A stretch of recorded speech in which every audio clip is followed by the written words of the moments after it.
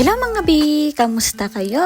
So for today's video, ayan na nga, dumating na ang ating RTL. 25 days old yan mga bi. So madaling araw idinating ang ating RTL. Mga 4:30 AM, ayan. Kasi bawal silang mainitan mga bi. Meron pa nga silang exhaust fan sa kanilang sasakyan eh. So ayan na nga mga bi, ang ating RTL. Makikita nyo ang quality at pare-parehas na laki ng ating RTL mga bi. Masigla, matataba at maliliksi.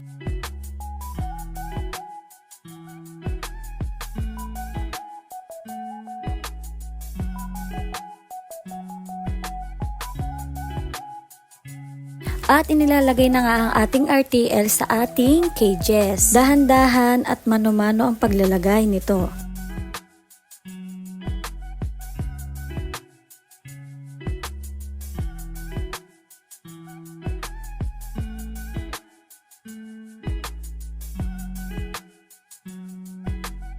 Dito naman makikita nyo na marunong na agad silang uminom sa ating nipple drinkers.